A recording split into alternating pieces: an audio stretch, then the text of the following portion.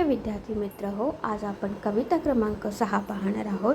आपल्या कवितेचे नाव आहे हे खरे खरे व्हावे. स्टुडंट्स, आपल्याला चित्रामध्ये सूर्य, ढग, तारे, चंद्र, गवत, दवबिंदू आणि पक्षी दिलेले आहेत. आणि या सगळ्याच्या गोष्टी आहेत ना, या निसर्गातल्या गोष्टी आहेत, हो की नाही. आणि या निसर्गातल्या गोष्टी आपण बनाव्या आणि त्याचा आस्वाद घ्यावा, त्याची मज्जा घ्यावी असं कवीला वाटतं आहे.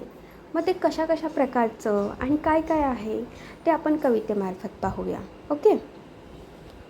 हवेवरी त्या होत स्वार मी अवकाशी विहिरावे, मनात माझ्या नेहमी येते मी पक्षी व्हावे.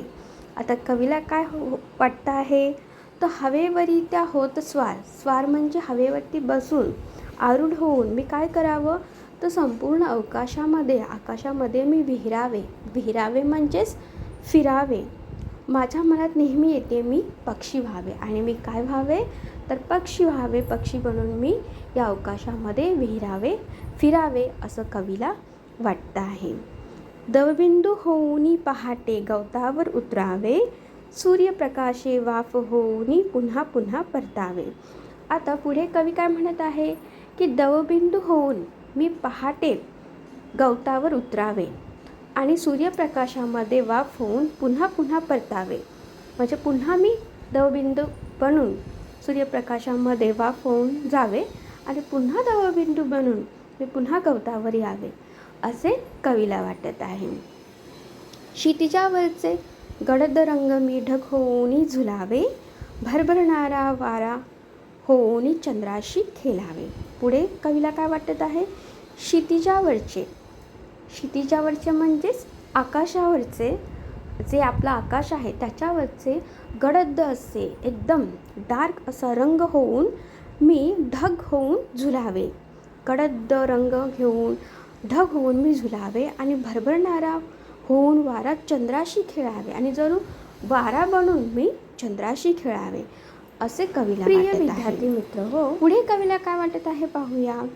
धुक्या परी मी अलगद अलगद धरतीवर उतरावे, अवघे जग झाकूनी तयाला मिश्किलतेने पहावे. पुढे कवीला काय वाटत आहे, तर धुकं बनून, धुकं सगळ्यांना माहीत आहे ना, थंडीमध्ये सर्वत्र धुकं पसरतं आणि आपल्याला पलीकडचं काहीच दिसत नाही, व्हाईट कलरचं, हो की नाही.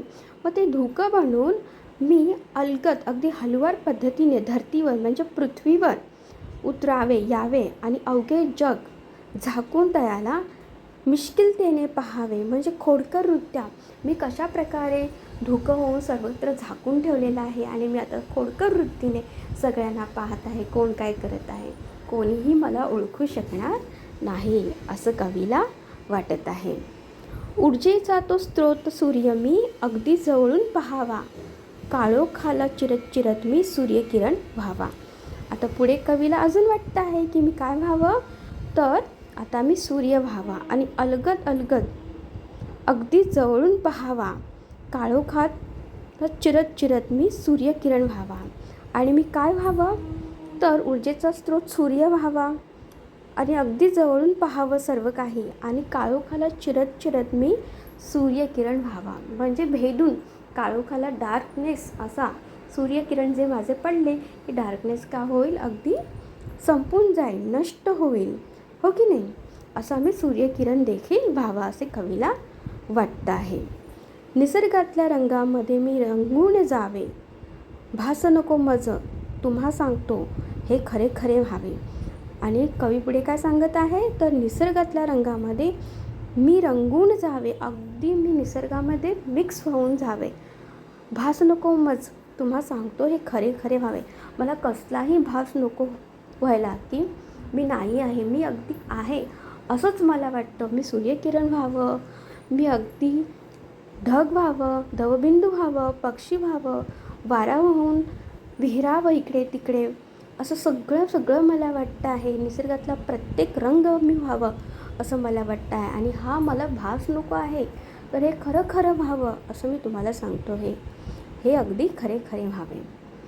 असे हे निसर्गातले वेगवेगळ्या प्रकारच्या गोष्टी बनण्याचं कवीचं स्वप्न आहे आणि ते आपल्यापर्यंत आलेलं आहे कवितेच्या माध्यमातून. आय होप की कवीला काय काय बनावंसं वाटतं आहे हे तुम्हाला या प्रत्येक चित्राच्या माध्यमातून आणि आपल्या एक्सप्लेनेशनमधून समजलेलं आहे अगदी व्यवस्थितरित्या.